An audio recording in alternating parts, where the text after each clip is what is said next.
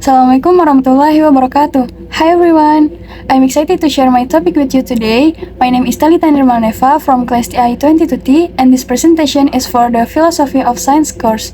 Today, I'm going to talk about generative artificial intelligence, a form of AI that can create like humans, from writing and art to music and conversation. I chose this topic because AI has become a huge part of our daily lives, changing how we work, learn, and think. Through the lens of philosophy of science, I'll explore this phenomenon from three perspectives: ontology, epistemology, and axiology, to understand what AI really is, how it gains knowledge, and what values it brings to humanity. Before we dive into the philosophical analysis, let's first understand the phenomenon I choose: generative artificial intelligence or generative AI. Generative AI refers to systems that can create something new, such as text, images, videos, or even music, based on the data they've learned from. Unlike traditional AI, which only follows specific instruction, generative AI can actually produce things that seem original, almost like what humans can do. Some of the most popular examples today are ChatGPT, Midjourney, and Sora.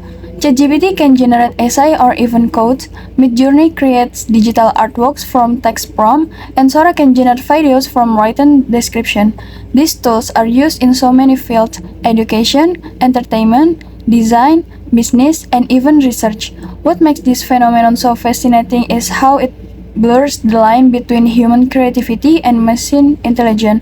People are starting to question, when an artwork or essay is made by AI, can we still call it human creativity? Or is it a new kind of digital creativity that exists between humans and machines? This growing influence of AI has also changed how we live, learn, and think. Students use AI to help write papers, artists use it to visualize ideas faster, and companies use it to automate their creative process. But at the same time, this also raises questions about originality, ethics, and the true nature of intelligence itself. That's why in this presentation, I'll analyze generative AI through the philosophy of science, specifically from three main perspectives: ontology, which explore the nature of its reality; epistemology, which look at how AI gains knowledge; and axiology, which studies its moral and practical values for humanity. Ontology. What is the true nature of personal data? Now, let's move to the first philosophical perspective, which is ontology, the study of what is real or what truly exists. When we talk about generative AI, what actually exists behind it is not a thinking mind or living consciousness like humans have. What really exists are algorithms, data, and digital networks. AI is a digital construction, a system built by humans through programming, training, and data processing. So, if we ask what kind of reality does AI have, we can say that its reality is digital and social. It's digital because it only exists inside computer system, made of code, mathematical models, and data. But it's also social because it's created, shaped, and used by humans in society. Without human input or interaction, AI wouldn't even exist. Let's look at this through two philosophers. First, Aristotle. He believed that every object in the world has substance and essence. Substance is its physical form, while essence is its true nature or purpose. In this case, AI has substance, it exists as data, code, and hardware, but it doesn't really have essence because it lacks consciousness, emotion, and intention like humans do. Then we have Immanuel Kant, who divided reality into two parts: the noumenal world, reality as it truly is, and the phenomenal world, reality as we perceive it. When we interact with AI, we only experience it in the phenomenal sense. It seems intelligent, it seems creative, but in the noumenal world, there is no true awareness or self-consciousness inside it.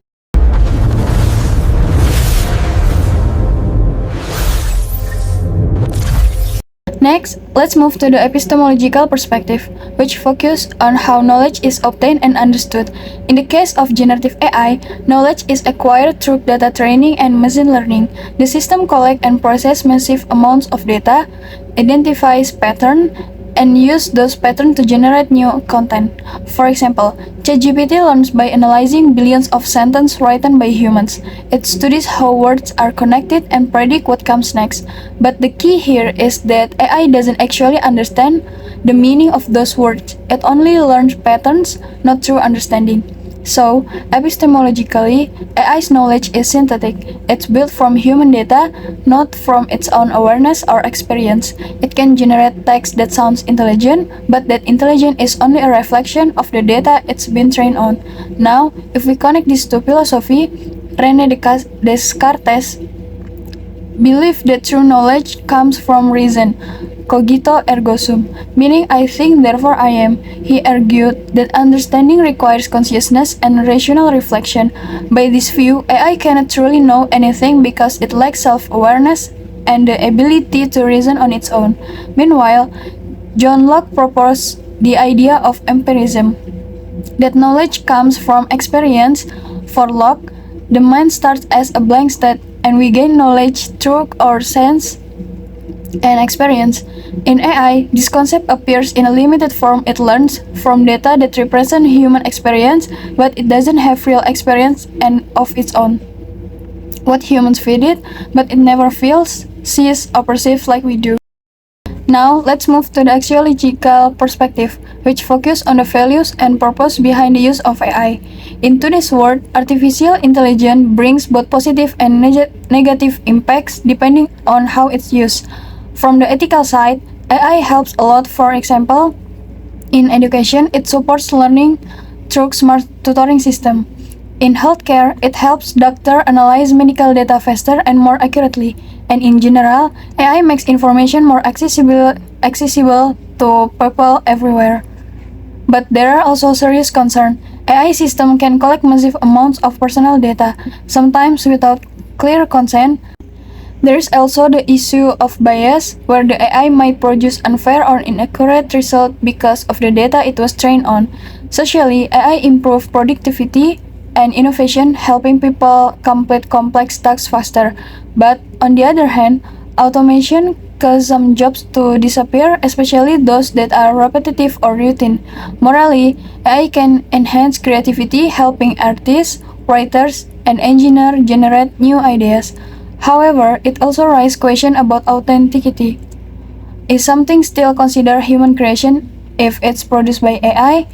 To connect this to philosophy, Immanuel Kant that every action should follow moral principle, what he called the categorical imperative. In this view, AI should always be used in ways that respect human dignity and never treat people as mere tools for efficiency.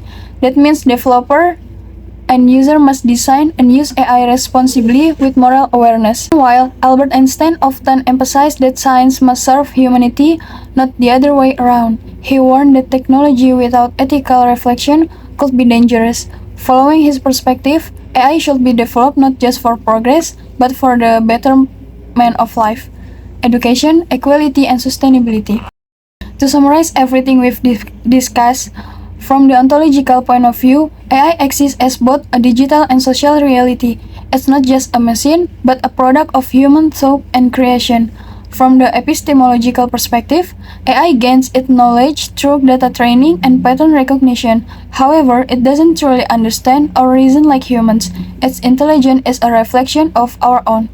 And from the axiological perspective, the real question isn't about how powerful AI can become, but about how responsibly we use it. AI should be developed with ethical awareness and aim at improving human life, not controlling it. So, from everything we've discussed, artificial intelligence shows how deeply science is connected to human values. It reminds us that knowledge and technology alone are not enough. What truly matters is how we use them. Because at the end of the day, technology may be powerful, but humanity gives it purpose. That's the end of my presentation. Thank you for listening and I hope it was insightful. Bye-bye!